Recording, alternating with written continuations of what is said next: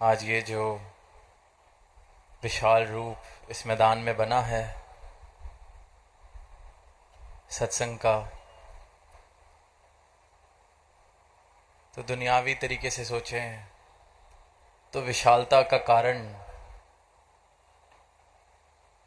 अगर दुनिया देखती है, संसार वाली आंखें देखती है, तो जो विशालता का कारण है वो ये कारण लगेगा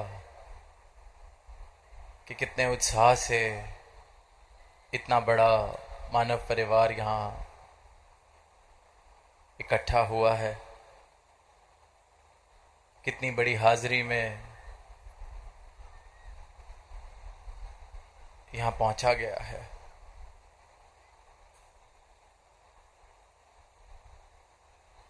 पर अगर संतों वाली नज़रों से देखा जाए, ब्रह्म ज्ञान की दृष्टि से देखा जाए, भक्त की दृष्टि से देखा जाए, तो विशालता किसी आंकड़े से नहीं आती। विशालता कि कितना विशाल मैदान है इस बात से नहीं आती। विशालता इसलिए है क्योंकि इस असीम परमात्मा के साथ अपना नाता जोड़ा गया है। सद्गुरु की कृपा से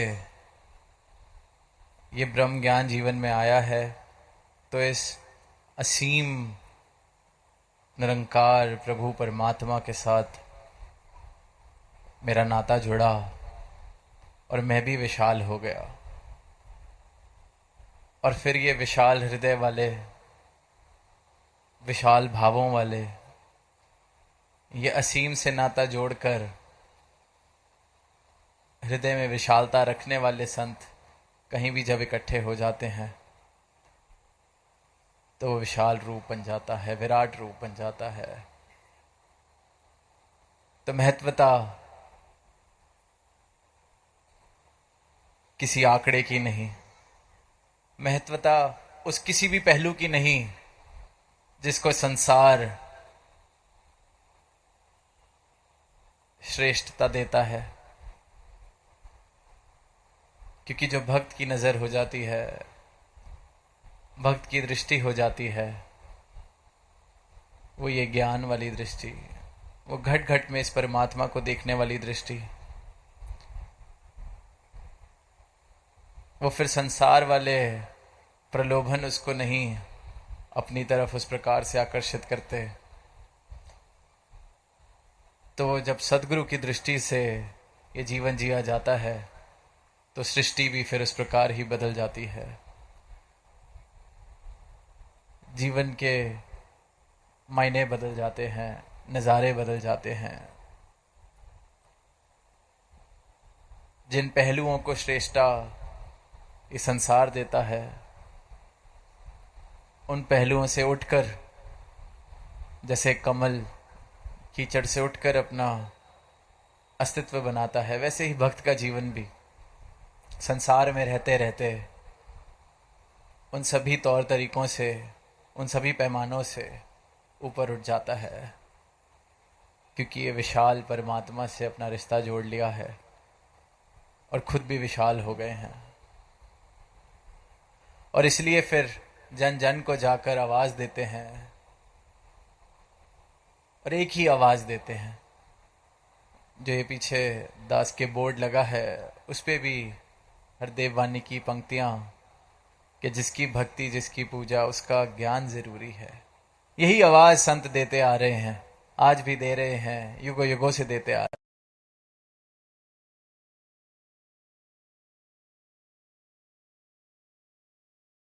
रहे हैं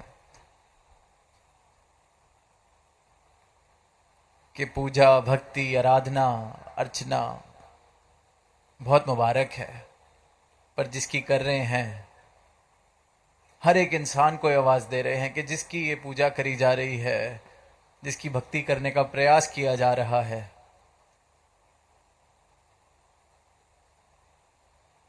उसका ज्ञान जरूरी है। कहे हरदेव के पहले ईश्वर की पहचान जरूरी है। पहचान लिया जाए, पहले जान लिया जाए इस सत्ता को, इस परमात्मा के दर्शन कर लिए जाएं, फिर तो मुबारक है, फिर तो ऐसी भक्ति मुबारक है। संतों ने यही एक संदेश दिया है कि भक्ति की शुरुआत ही तब मुमकिन है जब इस अविनाशी के दर्शन इस आत्मा को हो जाते हैं। वरना तो ये जो भक्ति एक रूप लेने लगती है, ये प्रयास जो इंसान कर रहा है धार्मिक होने का, भक्त होने का, प्रभु के साथ एक रिश्ता कायम करने का जो प्रयास किया जा रहा है दुनिया में देखते हैं, वो भी भरपूर है भ्रमों से, भुलेखों से, सच्चाई से बिल्कुल दूर होकर ये रिश्ते इस परमात्मा के साथ बनाए जा रहे हैं। जिस परमात्मा को जानते नहीं, खुद को उसका प्रेमी बताया जा रहा है। और ये जो इंसान है, इसके भ्रम कोई आज के कमाए हुए नहीं। ये आत्मा इतनी योनियों से अंधकार में जीती आ रही है, अज्ञानता में जीती आ रही है। तो पहला भ्रम तो इस आत्मा को ये हो जाता है कि खुद को शरीर मानने लगती है। इतने शरीर बदलती है तो एक राब्ता बन जाता है इस प्रकार, इस रूप के साथ, इस आकार के साथ, कि शायद यही हूं मैं। और फिर जब ये मानव तन मिलता है, जिसको सर्वोत्तम रचना कहा गया है परमात्मा की,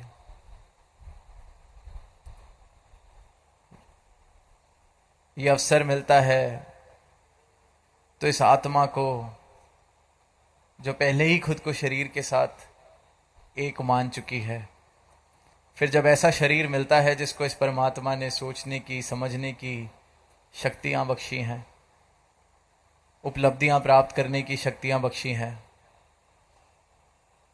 विज्ञान को समझने की शक्ति बख्शी है, बुद्धि बख्शी है, बल बख्शा है, चेतना बख्शी है, तो फिर जब ऐसा शरीर हासिल होता है, तो फिर वो जो भ्रम आत्मा ने कमाए होते हैं वो और बढ़ने लगते हैं। जो परत चढ़ी होती है धूल की, अज्ञानता की, अंधकार की, कि खुद को शरीर तो मानते आ रहे थे, फिर ऐसा शरीर मिल गया जिसकी काबिलियत इस दातार ने, परमात्मा ने इतनी दी कि फिर मैं और भ्रम बनाने लगता हूँ और भुलेखों में फंसने लगता हूँ। इससे पहले तक तो शरीर ही मान रहे थे, फिर मन मेरा अपनी उपलब्धियों के साथ भी जुड़ने लगता है,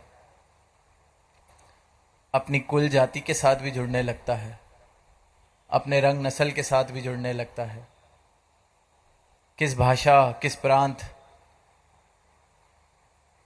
को मैं अपना कहता हूं, इस बात से भी मैं अपने आप को ऊंचा नीचा मानने लगता हूं। तो कोई अंत नहीं है इन भ्रमों का, इन उलझनों का।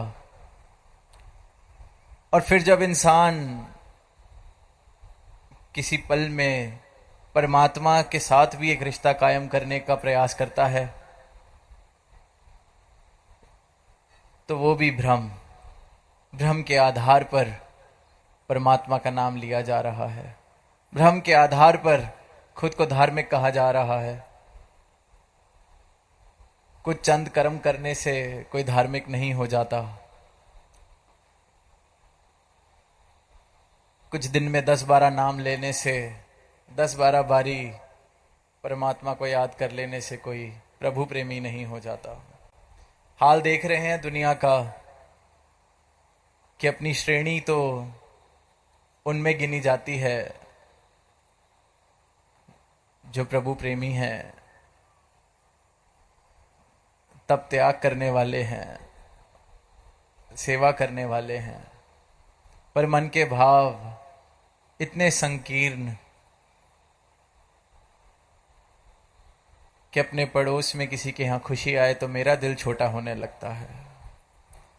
तो फिर ऐसा धार्मिक होना भी क्या धार्मिक होना हुआ, ऐसा प्रभु प्रेमी होना भी क्या प्रभु प्रेमी होना हुआ। कि किसी की खुशी देखकर मैं छोटा महसूस करने लगूं, किसी की तरक्की देखकर मैं छोटा महसूस करने लगूं, और फिर खुद को बड़ा बताने के लिए मैं अपने उन भ्रमों का सहारा फिर लेने लगता हूं कि होगा ये धनवान पर ऊंची जाति वाला तो मैं,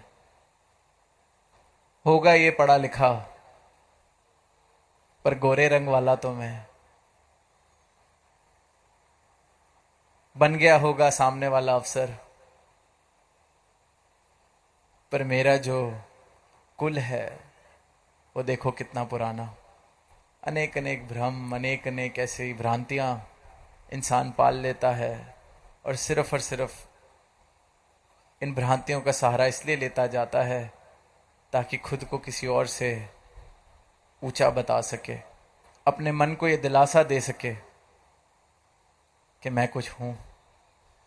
इतनी धूल जम चुकी है इंसान के हृदय पर, मन पर, कि अपनी सच्चाई से, अपनी पहचान से इतना दूर है इंसान। और फिर हास्य की बात तो ये है और तरस की बात भी ये है कि जिस रास्ते से अपनी पहचान मिलनी है, जिस स्रोत को प्राप्त करके अपने आप को पहचानना है, उसका नाम लेना भी मैंने भ्रम के आधार पर ही शुरू कर दिया है।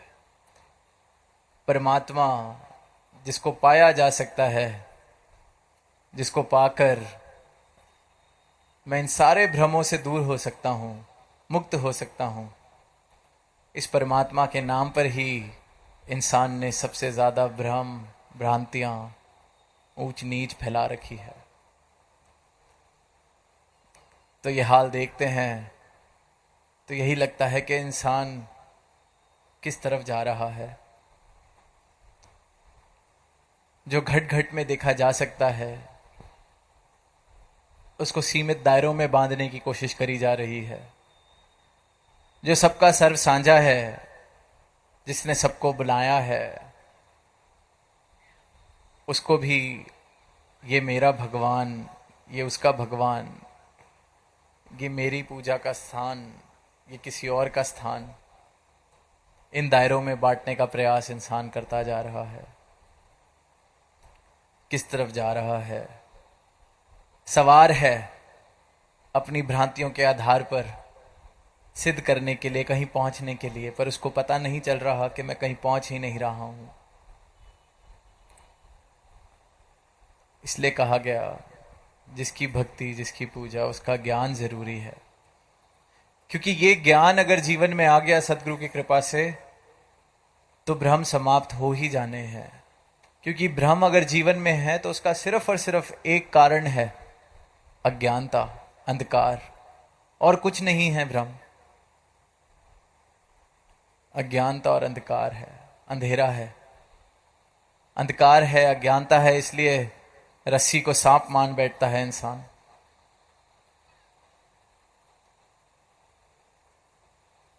अंधकार है इसलिए कहीं चल रहा हो नजर नहीं आता और कहीं भी टक्कर खा लेता है इंसान। तो फिर इन भ्रमों को मिटाने का एक ही तरीका, ये ज्ञान का सूरज उदय हो जाए जीवन में। सदगुरु के ब्रह्म ज्ञान का सूरज जीवन में उदय हो जाए। जैसे किसी कमरे में सालों से अंधेरा हो तो सालों का समय नहीं लगता उधर रोशनी लाने के लिए। सिर्फ एक छोटा सा दिया जला दिया जाए या एक माचिस की तिल्ली भी जला दी जाए, उसी पल में, उसी क्षण में रोशनी हो जाती है। इसी प्रकार सदगुरु का ब्रह्म ज्ञान जब इस जीवन में आ जाता है, जितने भ्रम लेकर ये इंसान चल रहा होता है, ये आत्मा जितने भुलेकों में होती है, ये सारे भ्रम भुलेके मिट जाते हैं। लिखा है कि सदगुरु मैनू चरनी लाया, भरम भुलेका सब गवाया। कि सदगुरु ने मुझे अपनी शरण में लिया है तो मेरे भुलेखे, मेरे भ्रम, मेरी भ्रांतियां, मेरे अंधविश्वास, ऊंच नीच वाले फासले, ये जो दायरे मैंने अपने इर्द गिर्द बना रखे थे, सब खत्म, गवा दिए, क्योंकि सच मिल गया, रोशनी मिल गई। अज्ञानता वाले अंधकार से अब मेरा कोई नाता नहीं रहा। जीवन में रोशनी आ जाए। जिस जीवन में रोशनी आ जाए वो फिर क्यों अंधकार में जीवन जीना चाहेगा। इसलिए एक एक संत, एक एक भक्त जिसका अपना जीवन रोशन हुआ है, वो यही प्रयास करता है कि ये रोशनी सब तक पहुंच सके। कोई भी अंधेरे में ना जीवन जिए, कोई भी ये अंधेरे की वजह से, अज्ञानता की वजह से संकीर्णता वाला जीवन ना जिए, वैर ईर्ष्या वाला जीवन ना जिए, ऊंच नीच के भाव वाले, मेरे तेरे भाव वाले जीवन को गवा दे। एकत्व वाला जीवन सबके हिस्से आए, और सिर्फ उसका एक ही कारण हो सकता है, एक ही आधार हो सकता है, ये सत्य, ये परमात्मा। पर इंसान इस तरफ गौर नहीं करता, अपनी धुन में मस्त है। एक छोटी सी कहानी शायद सबने सुनी भी होगी कि एक बार बड़े बाजार में एक इंसान बहुत तेज घोड़े पर सवार होकर जा रहा होता है। मानो कि पता नहीं कहाँ उसको इतनी तेजी से पहुंचना है, बहुत ही तेज। तो उस बाजार में उसका एक मित्र भी होता है, उसको पहचान लेता है कि मेरा मित्र ये घोड़े पे सवार होकर कहाँ जा रहा है, वो भी इतनी तेज, सब ठीक तो है, कहीं कोई ऐसी आपदा तो नहीं आ गई जो इसको इतनी जल्दी कहीं जाना है। तो जोर से आवाज लगाता है अपने मित्र को कि कहाँ जा रहे हो। तो मित्र आवाज पहचानता है, तो इसलिए जवाब भी देता है। जो घोड़े पे सवार है वो आवाज पहचान कर जवाब देता है, मुझसे मत पूछो, घोड़े से पूछो कहाँ जा रहा हूं। और इंसान का भी यही हाल है, बहुत तेजी से जा रहा है। कहाँ जा रहा है ये इंसान ने खैर शायद खुद से पूछा नहीं, ना किसी और ने उससे पूछा, क्योंकि ये पूछने के लिए भी कोई मित्र चाहिए जिसको मेरा ख्याल हो। और सुना हमने आज हरदेव वाणी की वो पंक्तियां, सतगुरु जैसा इस दुनिया में और ना कोई मीत है, प्रीत जहां की झूठी साधो, साची गुरु की प्रीत है। तो इसलिए सदगुरु ही ये इंसान से पूछ सकते हैं कि कहाँ जा रहे हो, क्योंकि कदर है, परवाह है, दिल में करुणा है कि ये मानव कहाँ जा रहा है, पतन की ओर कहाँ जा रहा है। और इंसान जब ये सवाल पूछता है, देखता है कि मैं जा कहाँ रहा हूं, मेरा जीवन अंधेरे में ही कहीं पहुंच नहीं रहा, बस जाए जा रहा हूं।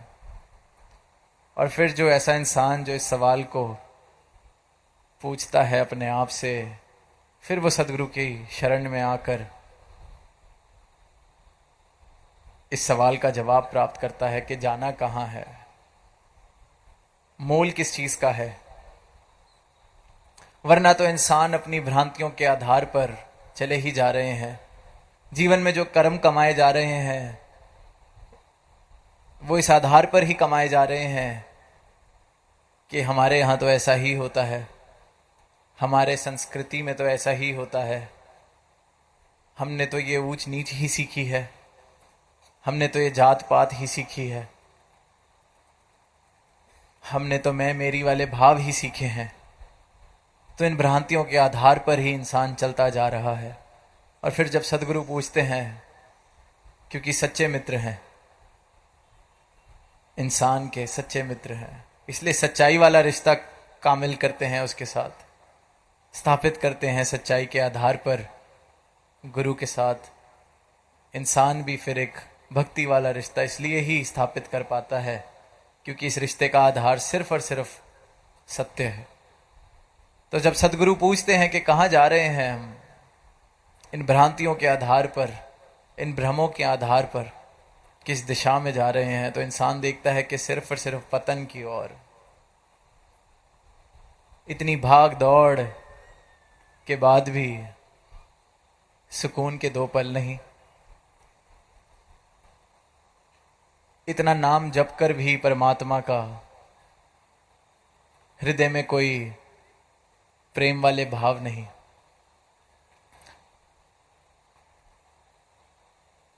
और जब ये एहसास होता है तो ही इंसान ये सवाल पूछता है कि आखिर मैं हूं कौन।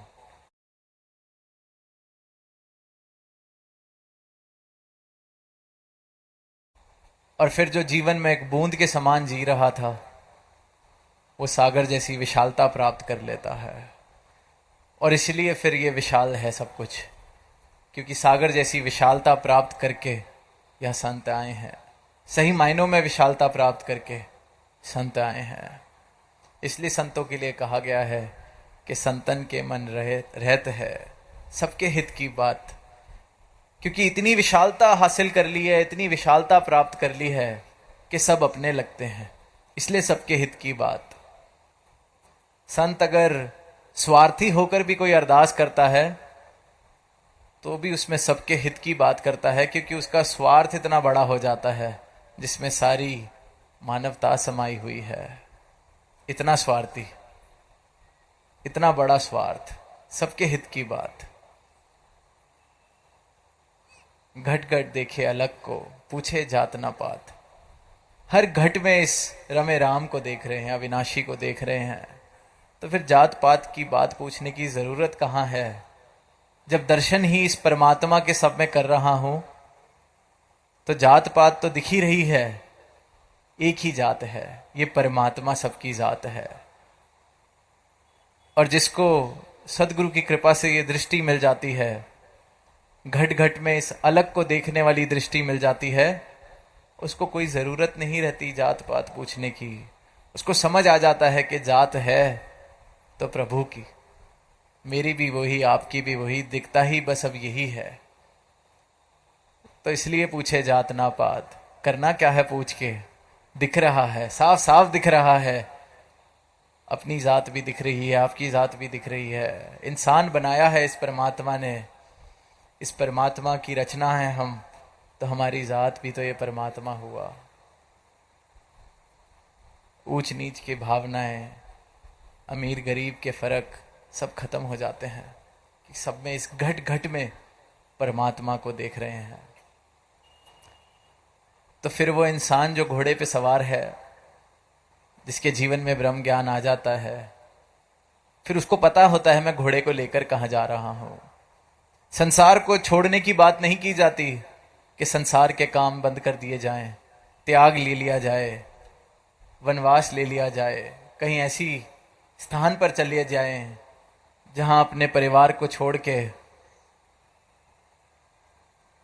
जिम्मेवारियों को छोड़कर सिर्फ प्रभु को जपा जाए। बिल्कुल भी नहीं।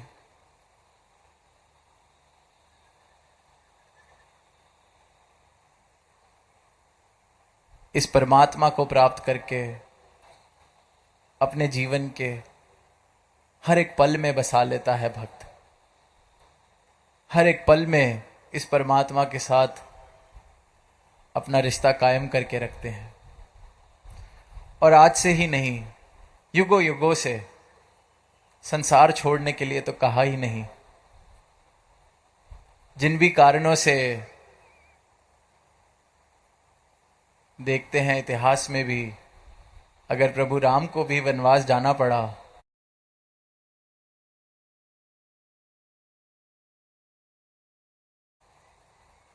इस परमात्मा के दर्शन भी कराए, भक्ति भी करी सबने उनकी। शबरी के भी घर गए, ये नहीं कहा कि छोड़ दे सब कुछ। और आज भी युगों युगों से भी सिर्फ यही भाव कि कहीं छोड़ के नहीं जाना है। घट घट में है ये अलग, घट घट में बस रहा है। तो इसलिए जो ये सवारी करनी है इस घोड़े की, ताकि संसार के सारे काम हो सकें, अपनी जिम्मेवारियां निभा सकें, उपलब्धियां भी प्राप्त कर सकें। पर फिर जो चेतन संत होते हैं उनकी ये हालत नहीं होती कि हमें नहीं पता हम कहाँ जा रहे हैं, घोड़े से पूछ लिया जाए। उनको पता है कहाँ लेके जा रहे हैं इस सवारी को, जहां सदगुरु कह रहे हैं वहां लेके जा रहे हैं इस सवारी को। तो ऐसे भावों के साथ युक्त जो जीवन हो जाते हैं वो सही मायनों में विशाल हो जाते हैं। तो आज निरंतर पिछली कुछ देर से आवाज दी जा रही है कि इस अविनाशी को प्राप्त किया जा सकता है, देखा जा सकता है। कोई कहने सुनने की बात नहीं है, कोई कान रस तक सीमित नहीं है ये परमात्मा कि कुछ बातें की, कुछ किताबों की, कोई भजन गाए, बहुत आनंद आया, अब घर को चलते हैं। ऐसा आनंद तो, कान रस तो कहीं भी प्राप्त हो सकता है। मधुर संगीत सुनते हैं, कान रस तो वहां भी प्राप्त हो सकता है। ये जो ब्रह्म ज्ञानी संत हैं ये तो संदेश दे रहे हैं कि ये परमात्मा जिसका नाम जपते हैं, वेदों में शास्त्रों में जिनका जिक्र है, इस परमात्मा को प्राप्त किया जा सकता है, देखा जा सकता है, इन आंखों से देखा जा सकता है, जीते जी देखा जा सकता है। सही मायनों में भक्ति वाला रिश्ता कायम किया जा सकता है। और ये कोई व्यक्ति विशेष के लिए आवाज नहीं दी जा रही, एक एक मानव के लिए आवाज दी जा रही है कि मानव तन मिला है तो आप सब भी हकदार हैं इस परमात्मा को प्राप्त करने के। आप सबके भी हिस्से ये परमात्मा आ सकता है सिर्फ और सिर्फ सदगुरु की कृपा मेहर एक क्षण में मेरे जीवन को यूं बदल सकती है कि वो परमात्मा से ये परमात्मा, उस परमात्मा से इस परमात्मा, यूं बदल सकता है मेरा जीवन कि जो कल तक दूर था आज उससे कोई दूरी बन ही नहीं सकती। इस प्रकार का चमत्कार सदगुरु हर जीवन में करते हैं, करते आए हैं युगों युगों से, आज भी कर रहे हैं और निरंतर करते रहेंगे। हम भी इस चमत्कार को अपने जीवन में होता देख सकते हैं। सिर्फ और सिर्फ श्रद्धा से, भक्ति भाव से, समर्पित भाव से झोली फैलाने की ज़रूरत है। और ये परमात्मा तो झोली में आया ही हुआ है। तो दातार से यही अरदास, हर एक मानव इस परमात्मा को प्राप्त करके सही मायनों में भक्ति करता चला जाए। जीवन इतना खूबसूरत एक रूप लेता चला जाए, आपस में सिर्फ और सिर्फ प्रेम हो, एक दूसरे के लिए सद्भाव हो, और ऐसा ही संसार हम सब मिलके कायम करते चले जाएं जहां एक दूसरे के लिए सत्कार, प्रेम, सद्भाव वाली भावनाएं हों।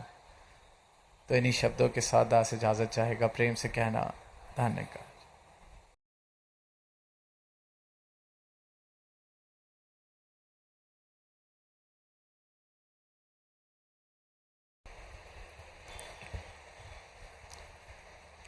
सत्संग जी, प्रेम से कहना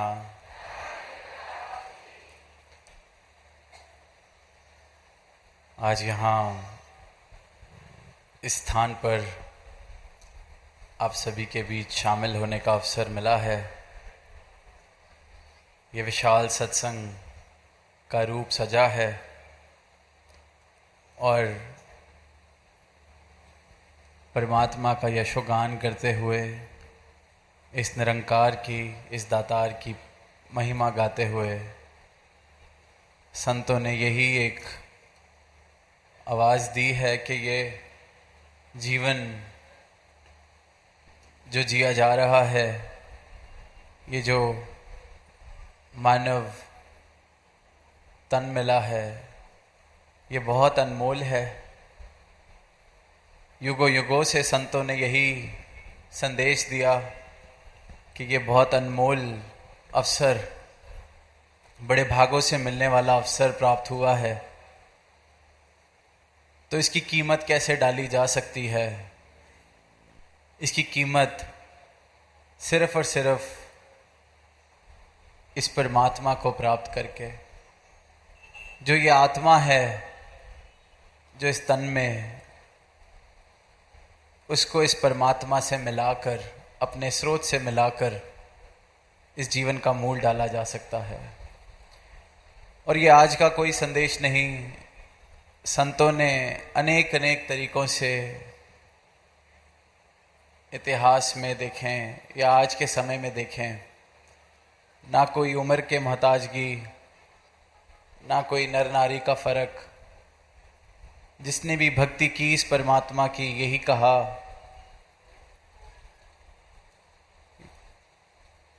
कि इसको प्राप्त करके अपना जीवन सिर्फ और सिर्फ इस परमात्मा के प्रेम में व्यतीत हो। जीवन जिया जाए तो मुबारक तरीके से जिया जाए, और जीवन तभी मुबारक है जब उस जीवन में ये सत्य शामिल है, जीवन में प्रेम शामिल है, जीवन में ये परमात्मा शामिल है।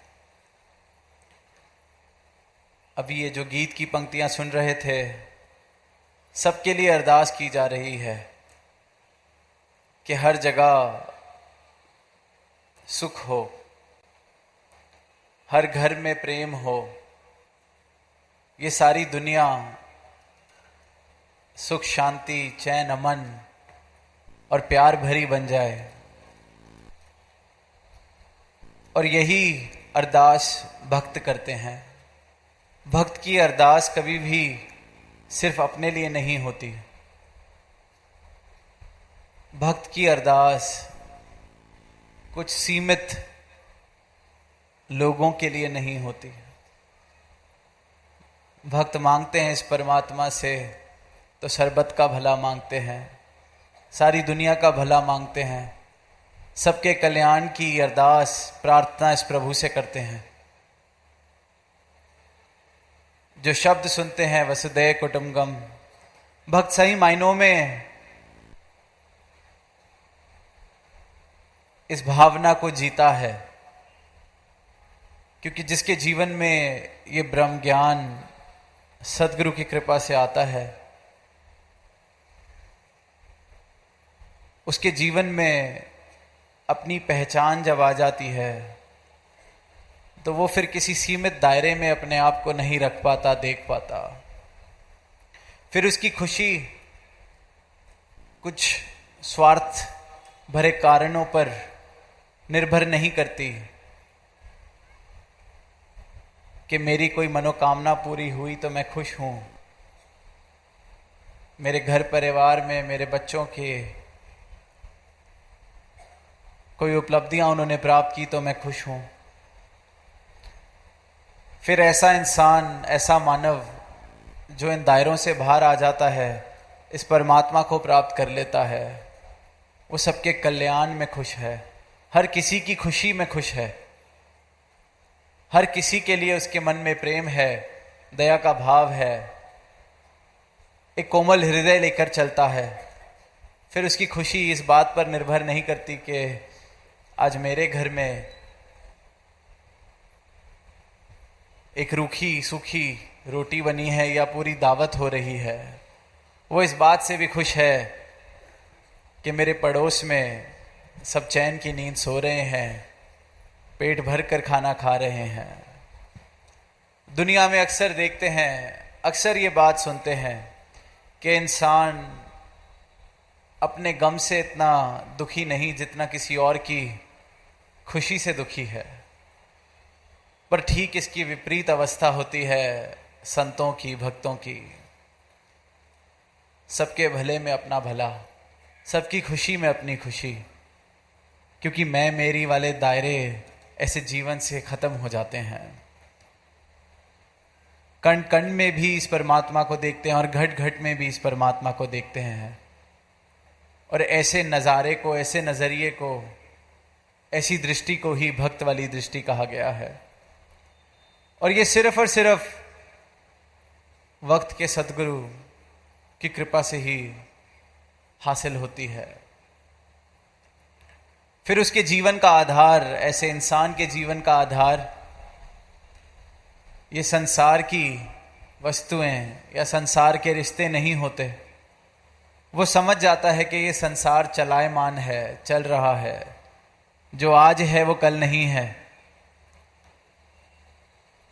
तो वो अपने जीवन का आधार, सहारा सिर्फ और सिर्फ इस स्थिर परमात्मा को, जो कल भी था, आज भी है और कल भी होगा।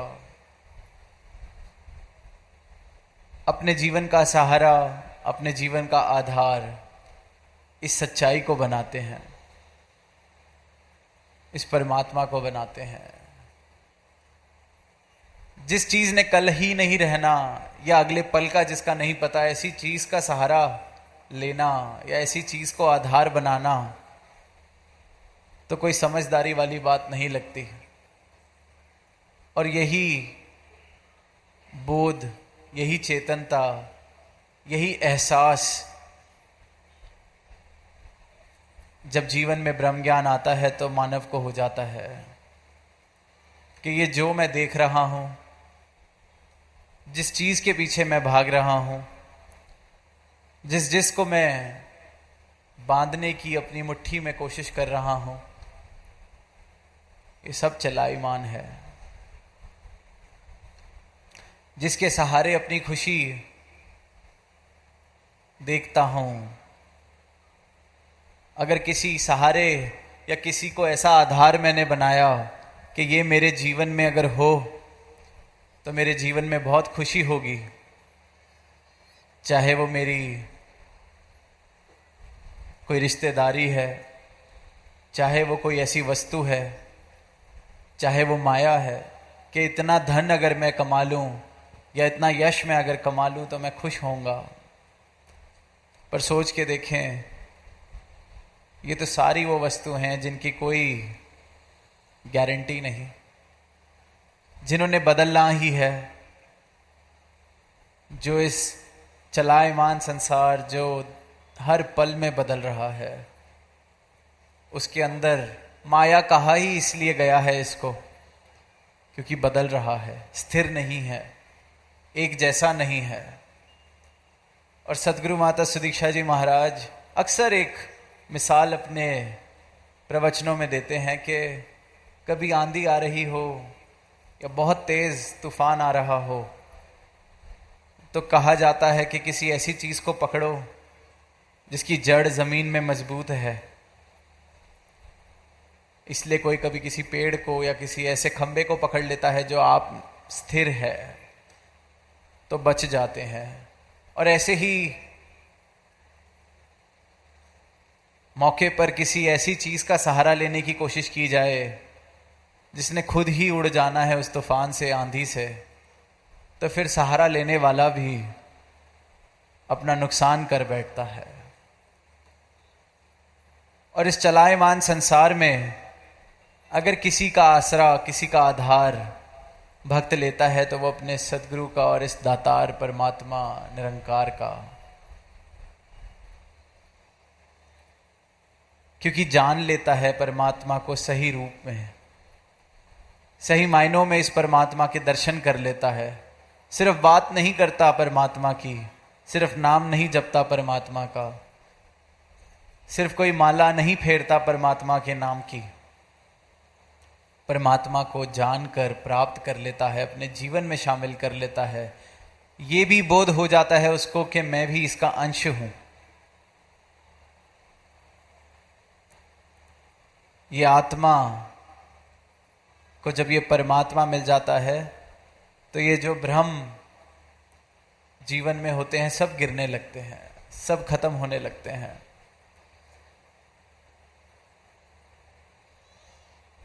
और इसीलिए भक्तों ने, संतों ने यही कहा है कि पल वो मुबारक है, जीवन वो मुबारक है जो इस परमात्मा के एहसास में बिताया जा रहा है, इस परमात्मा के यशोगान में बिताया जा रहा है, प्रेमा भक्ति के पलों में बिताया जा रहा है, संतों का संग करके बिताया जा रहा है।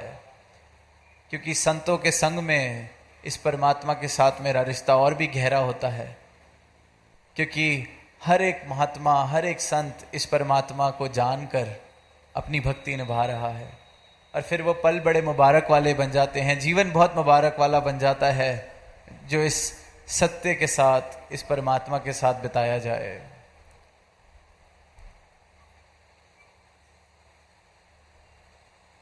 फिर उस जीवन से वैर, ईर्ष्या, नफरत सहज में ही मिटने लगती है, गुंजाइश ही नहीं रहती। क्योंकि जिन कारणों की वजह से ये वैर जीवन में आता है, ईर्ष्या जीवन में आती है, वो कारण ही खत्म हो जाते हैं। हम सब ने सुनी वो पंक्तियां के दया धर्म का मूल है, पाप मूल अभिमान। तो ये जितने भी ऐसे कर्म जिनको दुनिया पाप कह देती है, किसी को नुकसान पहुंचाने वाले, किसी का हृदय दुखाने वाले, किसी को रुला देने वाले, वैर करने वाले, ईर्ष्या करने वाले, इन सब का मूल ही अभिमान है। इंसान समझने लगता है कि शायद मैं बहुत ऊंचा हो गया क्योंकि मैंने ये धन, ये वैभव प्राप्त कर लिया है, या फिर मैं किसी ऊंची जाति को, किसी ऊंचे कुल में पैदा हो गया हूं, या मेरा रंग किसी और से ज्यादा अच्छा, या मेरी नस्ल किसी और की नस्ल से ज्यादा अच्छी। ये अभिमान है। और इन्हीं भावों की वजह से, इस अभिमान की वजह से, इस अहंकार की वजह से, इस भ्रम की वजह से ही फिर ऐसे कर्म कर बैठता है इंसान कि किसी का दिल दुखाता है, किसी को चोट पहुंचाता है, किसी का नुकसान करता है, क्योंकि खुद को ऊंचा मान लेता है, सामने वाले की कदर नहीं कर पाता, सामने वाले में इस परमात्मा को नहीं देख पाता, क्योंकि भ्रम, अभिमान, अहंकार से भरा हुआ है। इसलिए वैर है, इसलिए ईर्ष्या है, इसलिए दूसरे के दुख में थोड़ी सी खुशी ढूंढ लेता है कि अच्छा है उसका नुकसान हो गया। और वहीं कहा है कि दया धर्म का मूल है। इंसान धार्मिक कह रहा है खुद को, पर जीवन में दया नहीं, हृदय में दया नहीं। और दया किसी तरस के भाव को नहीं कहा गया कि किसी पर तरस खा लिया गया, वो दया है। किसी पर एहसान कर दिया, वो दया है। वो तो अहंकार है, क्योंकि जो तरस खा रहा है वो सोच रहा है कि मैं इससे ऊपर हूं, मैं इससे ऊंचा हूं। दया तो वो बात है, वो भाव है जो संतों के हृदय का है, पिघल जाता है, प्रेम से भरा है। और ऐसा हृदय जो सिर्फ और सिर्फ प्रेम से सराबोर है, सबके लिए प्रेमा भक्ति में डूबा हुआ हृदय, ऐसा हृदय ही धर्म का मूल है। और आज इंसान की हालत हम देख रहे हैं, पढ़ तो रहा है कि दया धर्म का मूल है, पर धर्म के नाम पर दया तो छोड़िए, हम हैवानियत का रूप देखते जा रहे हैं। धर्म के नाम पर ही किस प्रकार की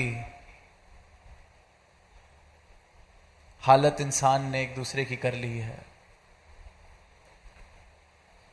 क्योंकि सही मायनों में ये जाना ही नहीं कि धर्म क्या है, सही मायनों में ये जाना ही नहीं ईश्वर क्या है। सही मायनों में जिसने इस ईश्वर को प्राप्त किया है सदगुरु की कृपा से, उसके जीवन का मूल आधार ये प्रेम, ये प्रेमा भक्ति, ये दया वाले भाव बन जाते हैं। और ये दया वाले भाव ही फिर इस धर्म का मूल बनते हैं। दया धर्म का मूल है, पाप मूल अभिमान। फिर ऐसे कर्म जो किसी को नीचा दिखाएं, किसी का दिल दुखाएं, ऊंच नीच वाले भाव रखें, वो अपने आप ही गिर जाते हैं, क्योंकि अभिमान मिट जाता है इस परमात्मा को प्राप्त करके। इस परमात्मा के कण कण में दर्शन करके जब मैं अपने आप को पहचान लेता हूं, तो फिर हर घट में यही दिख रहा है, हर घट में राम दिख रहा है। तो फिर कैसे उस घट को मैं नुकसान पहुंचाऊं, कैसे उस घट को मैं नीचा दिखलाऊं जिसमें दर्शन इस परमात्मा के हो रहे हैं। फिर तो वहां हृदय झुक जाता है, सर झुक जाता है। तभी कहते हैं कि फिर आगे वो तुलसी दया ना छोड़िए जब लग घट में प्राण, कि जब तक फिर इस घट में प्राण है ये भाव ना मेरे खत्म हो जाएं। ये जो भागों से दया वाले भाव, प्रेम वाले भाव, प्रेमा भक्ति वाले भाव मिले हैं, ये फिर मेरी आखिरी श्वास तक यही भाव बने रहें। तो जीवन मुबारक है, तो जीवन वाकई ही धार्मिक है। तो फिर मैं इस मानव तन की, इस अवसर की कदर कर पाया।